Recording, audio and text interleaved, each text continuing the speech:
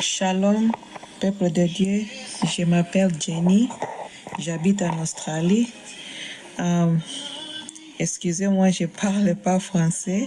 Je parle anglais, mais je suis mariée à un pasteur qui parle français et je suis un Congolais. J'ai un témoignage que Dieu a fait à ma vie.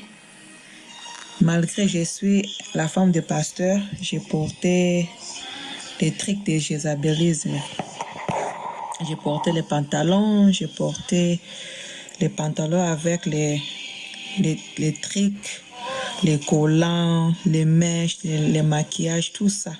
J'étais vraiment addict. Je suis mariée à 2002 en Amérique avec mon mari qui est pasteur. On a beaucoup d'églises.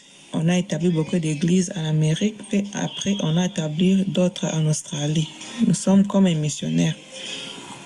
Malgré ça, je connais la parole, mais je vivais comme le peuple de ce monde, porter n'importe quoi parce que c'est la look.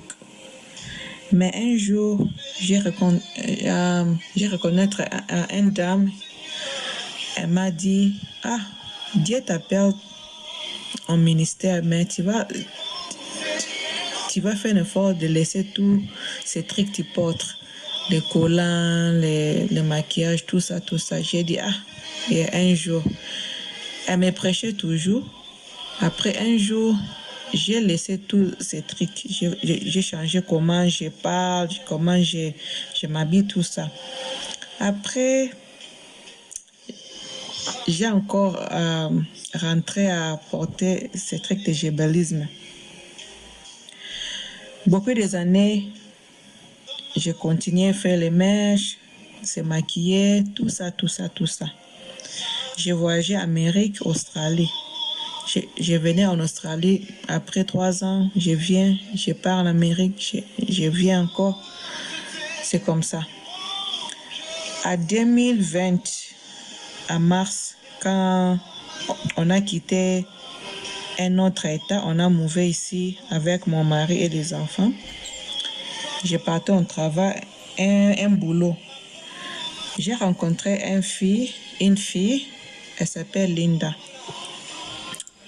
Elle s'habille, elle porte elle se couvre bien les longues jupes, les robes, les foulards à la tête. Je l'ai demandé, tu es musulman? Elle a ri, c'est non, je ne suis pas un musulman, mais je suis chrétien. Je suis chrétien, tu parles la langue? Elle a dit, oui, je parle la langue. Ok, après, elle a commencé à me prêcher que les trucs que tu portes, ce n'est pas bien pour les enfants de Dieu. Elle m'a donné beaucoup de versets. Elle m'appelle, elle m'envoie des vidéos, elle m'envoie des versets bibliques. J'ai prié, j'ai regardé ces vidéos. Esther Saforo, Fumelayan, beaucoup de gens qui, dans des ministères de holiness, la sainteté. J'ai rié toujours, ça ce n'est pas moi. 3-4 mois après, notre boulot nous dit que le travail est fini. On part à la maison, le COVID-19 a arrêté tous les travaux. Après un jour, j'ai appelé ma copine qui me tresse les cheveux. Elle m'a dit, mon mari m'a dit, je tresse plus les cheveux parce que le COVID-19 est partout. Après, je me dis, moi j'aime les mèches. Elle me dit,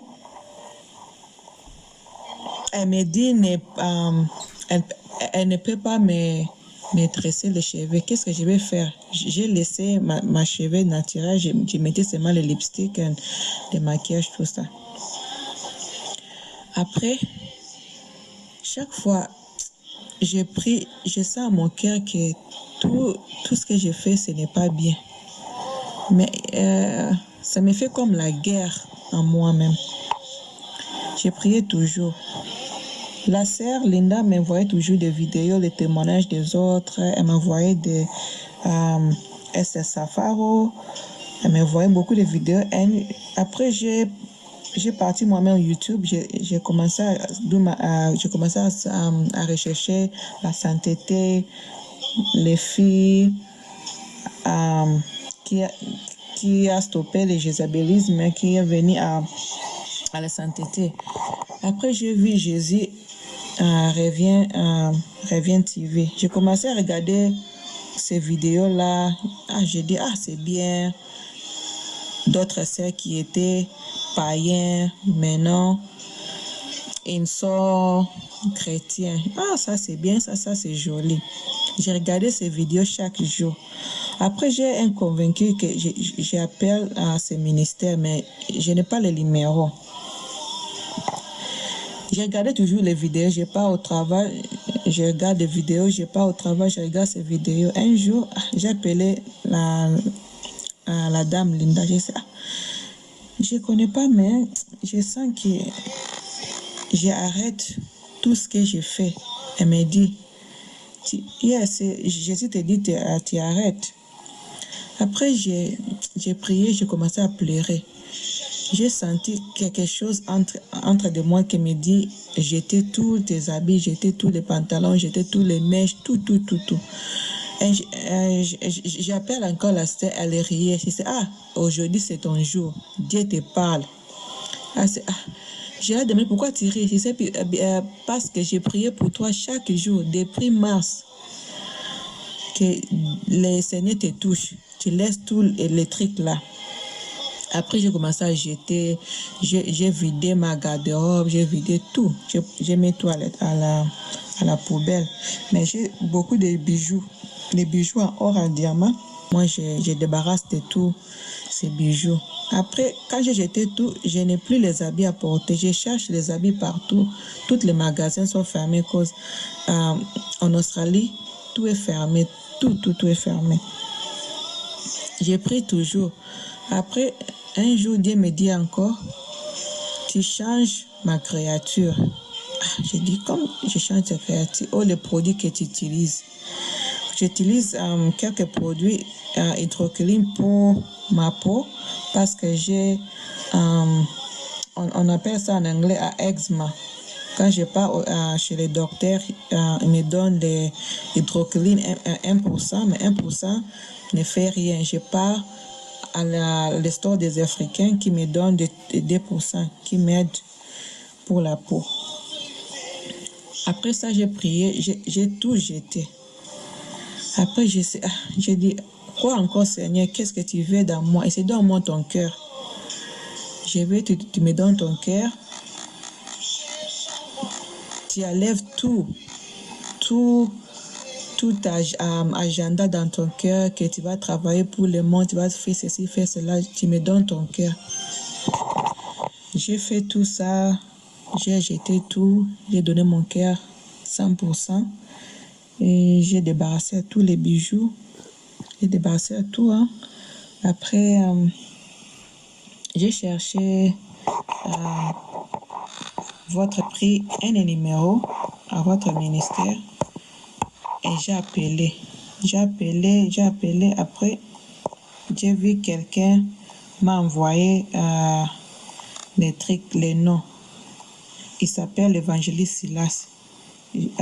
J'ai dit, Évangéliste Silas, j'ai vu votre nom à votre vidéo. Jésus revient TV. J'ai un témoignage, mais je ne parle pas français, mais je vais t'envoyer mes photos avant et après. J'ai envoyé toutes les photos, mais après j'ai envoyé toutes mes photos, mais il dit, sœur, tu as un bague dans ta doigt. J'ai dit, ça c'est le bague de mariage. Il m'a envoyé le verset biblique. J'ai prié, j'ai enlevé. Mon témoignage est long, mais je dis seulement à mes sœurs que Jésus est grand. Jésus est trop grand. Tous les trucs qu'on porte, les mèches, les bijoux, les pantalons, ce n'est pas bien. Les mèches représentent les serpents, les trucs qu'on porte, c'est le jézalisme. Dieu m'a délivré. J'ai pris aussi Que Dieu vous délivre. J'ai lu tous les versets. On m'a envoyé Romains 12, verset 1, 1 Timothée 2 à 9. Ce n'est pas bien que tous les trucs qu'on porte. On porte tous les sexy. Moi, j'étais addictée à les mèches. Je faisais mes mèches chaque mois. Mes cils me coûtaient à $110. Mes cheveux, 200. Mes pantalons, je portais tous les griffes. $1000. Mes sacs à main, 800. Mon argent partait seulement à les habits et les bijoux et les trucs. Mais Dieu a changé ma vie. J'ai pris que le Saint-Esprit, tout le monde qui va m'entendre mon témoignage. Je sais que je ne parle pas français bien, je parle l'anglais, mais j'ai fait l'effort que tu écoutes la voix de Dieu. Tu débarrasses de tous ces trucs de jésualisme. Tous les trucs qui vont nous mener en affaire. Jésus nous l'aime qu'on reste naturel. Pas des trucs des mèches, les plantes, les produits chimiques, tout ça, ce n'est pas bien. Le Seigneur vous bénisse. C'est la sœur Jenny. Amen. Amen. Alléluia. Voilà, chers frères et sœurs, c'était le témoignage de notre sœur Jenny depuis l'Australie. Elle vivait dans le monde du jézabélisme. Elle vivait dans le monde de la mondanité, parée avec les choses abominables venues de la mer, venues du monde des eaux. Et le Seigneur, qui ne cesse de manifester sa miséricorde et sa grâce envers ses enfants, a tout fait pour la convaincre que ces choses ne peuvent nourrir ni son âme, ni remplir ses entrailles. Et le Seigneur l'a soutenu à quitter ce monde. Et voilà, aujourd'hui, elle a compris que ces choses sont des choses vaines. Chers frères et sœurs, toi qui écoutes ce témoignage et qui va encore déchirer pour dire non, vous là, vous parlez trop de sanctification, parlez-nous d'autre chose, parlez-nous de l'amour de Dieu, parlez-nous de la miséricorde de Dieu, mais ne continuez pas de nous parler de sanctification. Chers frères et sœurs, le seul mot de passe qui va te donner accès au ciel s'appelle sanctification. C'est le code pour ouvrir la porte du royaume des cieux. C'est pourquoi la Bible déclare dans le livre de Hébreux, sans la sanctification, nul ne verra Dieu. Donc, toi qui prends ton temps pour te parer, investir tes finances dans des mascarades, dans des make-up. Le livre de Proverbes chapitre 31 verset 30 dit: la grâce est trompeuse et la beauté est vaine. La grâce est trompeuse et la beauté est vaine. La beauté charnelle, la beauté périssable est vaine. Mais la femme qui craint l'Éternel est celle qui sera louée. Donc, au lieu de chercher les beautés artificielles derrière les plastiques de Jézabel, mieux vous cherchez la beauté intérieure qui consiste à la vie de sainteté, à la vie de crainte de Dieu, à la vie de soumission à la volonté de Dieu, à l'adoration, à la louange, à la prière, à la méditation, à l'évangélisation. Chers frères et sœurs, le Seigneur parle et parle encore derrière ces messages et utilise tous ces moyens pour vous convaincre que vous n'avez pas besoin de ces choses. Mais vous avez le choix. Vous avez le choix. Vous avez le choix de rester dans vos abominations pour l'enfer ou choisir d'abandonner ces choses pour le ciel.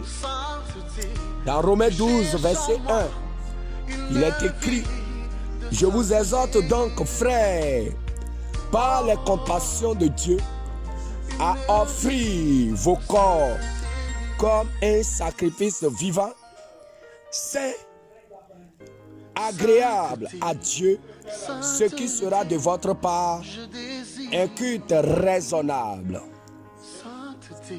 Apôtre Paul parle ici d'une consécration de notre corps physique tout entier à Dieu. Or, le corps consacré à Dieu devient pour Dieu et ne doit plus héberger aucune idole de Jézabel. Et dans 2 Corinthiens chapitre 7, verset 1, il est écrit: ayant donc de telles promesses, bien-aimés, purifions-nous de toute souillure de la chair. Ceux qui disent que Dieu ne regarde pas le corps, que Dieu ne regarde pas la chair. Voyez, on nous demande de nous purifier. Il dit: purifions-nous de toute souillure de la chair, tout ce qui va souiller ta chair et ton esprit, de toute souillure de la chair et de l'esprit, en achevant notre sanctification dans la crainte de Dieu. Alléluia. La sanctification, c'est la dernière étape de la vie chrétienne.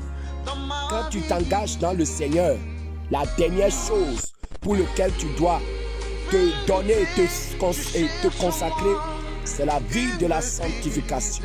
C'est le dernier niveau. Alléluia.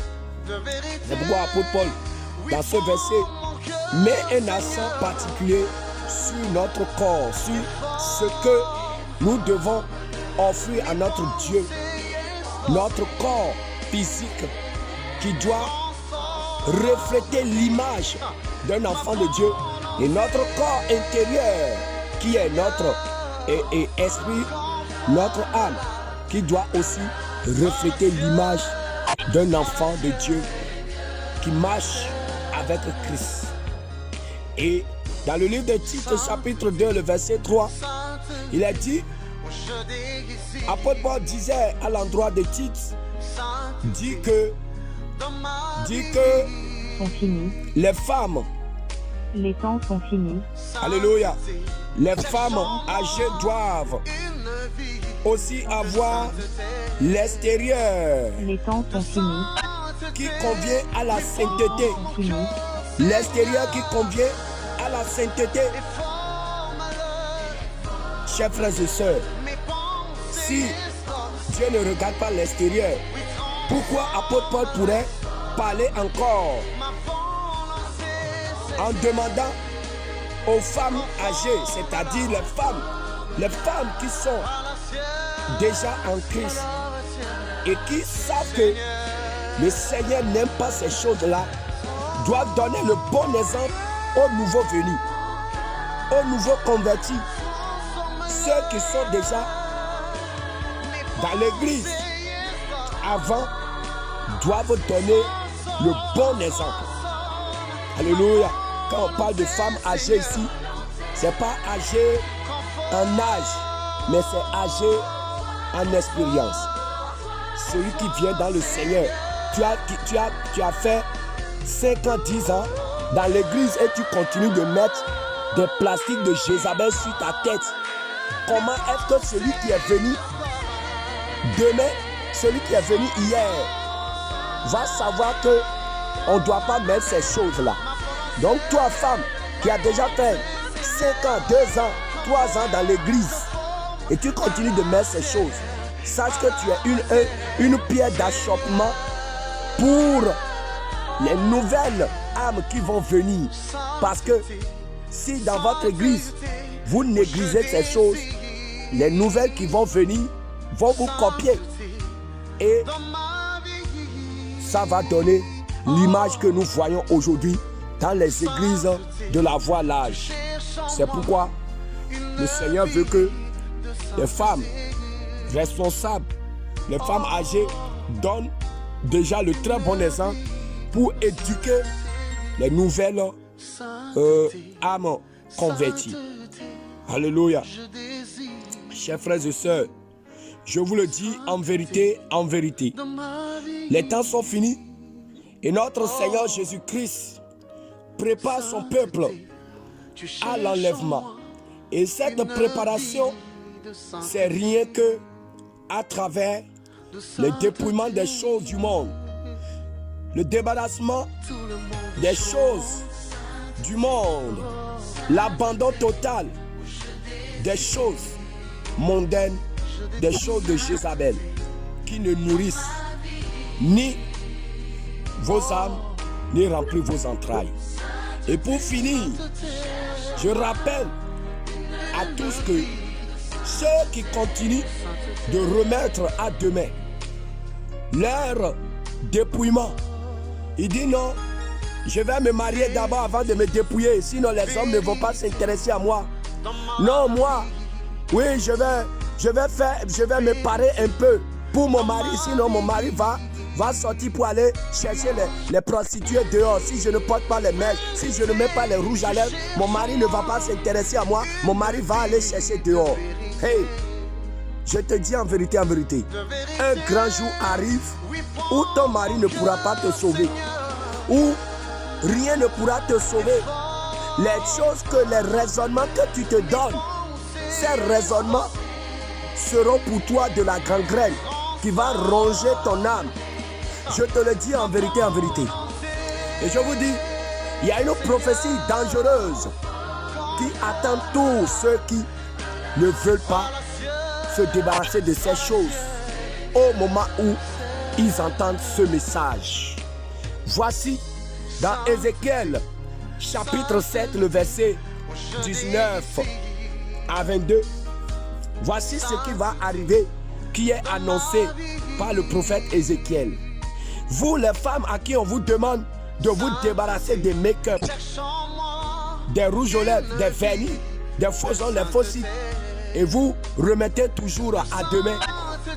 Le jour où la trompette va sonner et vous aurez raté l'enlèvement, et vous allez voir dans vos mains que c'est à cause de ces artifices, accoutrements que vous avez raté le ciel, à cause des bijoux que vous avez raté le ciel.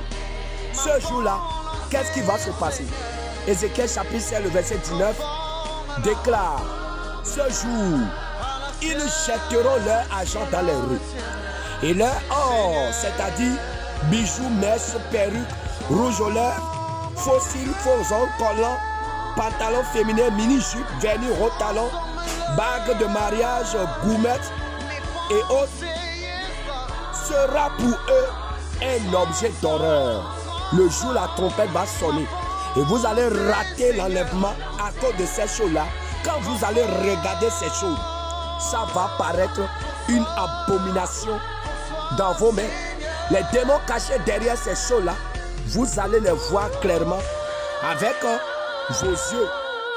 Et Ézéchiel poursuit ou dit: leur argent et leur or ne pourront les sauver au jour de la fureur de l'Éternel.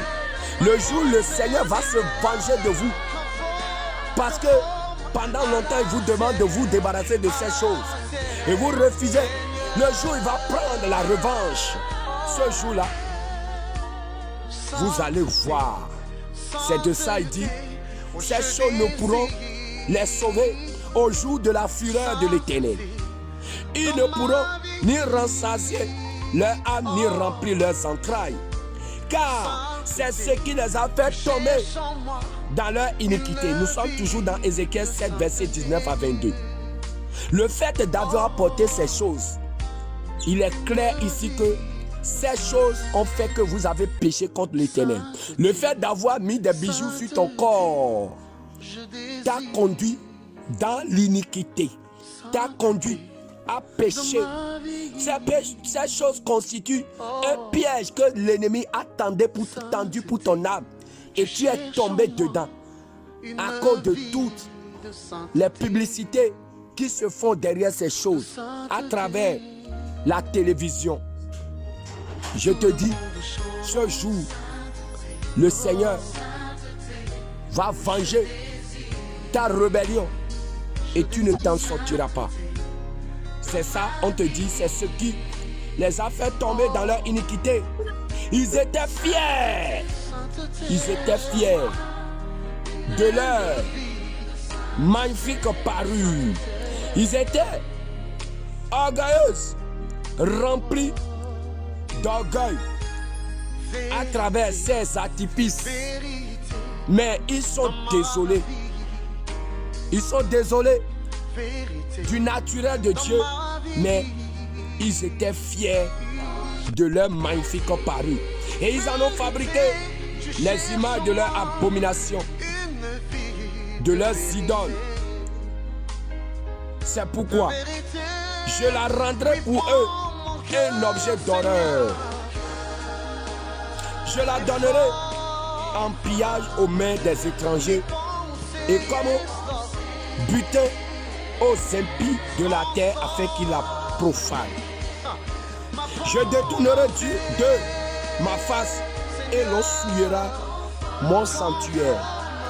Je vous dis, femmes chrétiennes, ce verset de Ézéchiel chapitre 7, le verset 19 à 22, prends ça et colle ça derrière ton lit et demande, Seigneur, donne-moi la révélation qui est dans ce passage-là.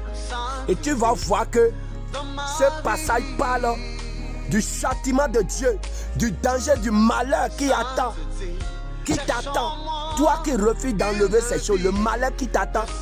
Le jour la trompette va sonner et tu vas rater le ciel. La scène qui va se dérouler ce jour-là, c'est ça on est en train de te dire. Je te dis en vérité, quand le Seigneur dit ici que vous serez livrés aux impies de la terre, on te parle des démons qui vont prendre en otage la terre tout entière après l'enlèvement. Ceux qui vont rater le ciel, les démons, les impies de la terre vont se saisir d'eux. On dit, et ils souilleront mon sanctuaire. Et l'on souillera mon sanctuaire. Le sanctuaire de Dieu qui est ton corps. Qui est ton corps. La Bible déclare, notre corps est le temple du Saint-Esprit. Donc, le sanctuaire de Dieu, c'est ton corps. Mais tu as souillé le sanctuaire de Dieu et tu as mis les choses souillées, les mascarades venues du monde, des sirènes, du monde des eaux. Tu as mis ça sur ton corps alors que la Bible dit de ne pas toucher aux choses impures. Et tu as souillé ton corps. En vérité, l'Éternel te dit ici que tu seras livré aux impies, aux démons, et ils vont te détruire. Ce jour-là, c'est ça, vous allez voir. Ils vont prendre des lances qui vont percer des anus des gens. Ils vont percer les parties intimes des gens. Ils vont déchirer vos oreilles. Ils vont déchirer là où vous avez fait des tatouages. Ils vont les déchirer. Toi qui as fait tatouage, va sur tes genoux et plaire à l'Éternel. Et demande, Seigneur, efface par ton sang cette marque de Lucifer que je porte dans mon corps. Apôtre Paul déclare que personne ne me fasse de la peine, car je porte la marque de Christ dans mon corps. Mais toi qui t'es fait tatouer, tu as porté la marque de Lucifer sur ton corps. Mais tant que tu es encore vivant et tu te répands complètement et tu pleures à Jésus, Jésus-Christ, par son sang, va te laver. Mais si tu t'entêtes, si tu dis non, vous là, vous voyez le diable partout, mais pour voir ce qui t'attend, je te dis en vérité, Jésus-Christ appelle à la repentance. Nous prenons chemin pour aller au ciel. Est-ce que tu pourras aller aussi? Les anges par milliers parcourent le ciel. Ils sont vêtus en habit blanc. Et toi, mon frère, pose-toi la question. Est-ce que tu pourras aller aussi? Les anges par milliers parcourent le ciel. Ils sont vêtus en habit blanc. Et toi, ma soeur, pose-toi la question. Est-ce que tu pourras aller aussi?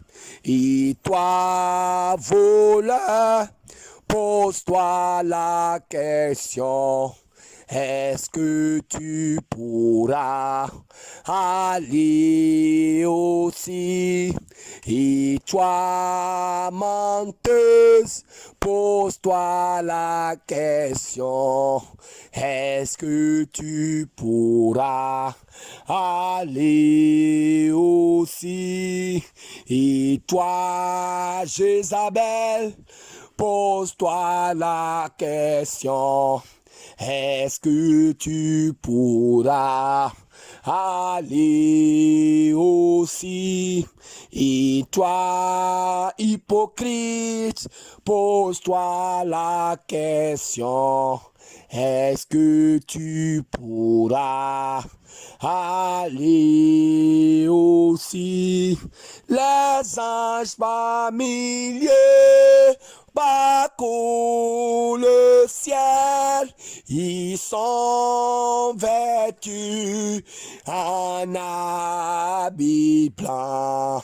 Et toi, mon frère, pose-toi la question.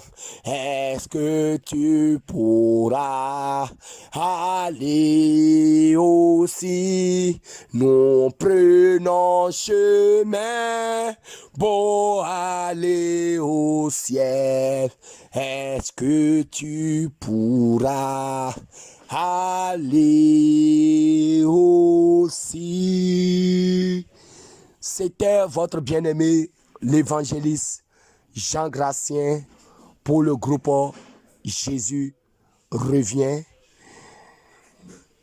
Pour tout renseignement, contactez notre numéro WhatsApp sur 00229 97 25 35 39.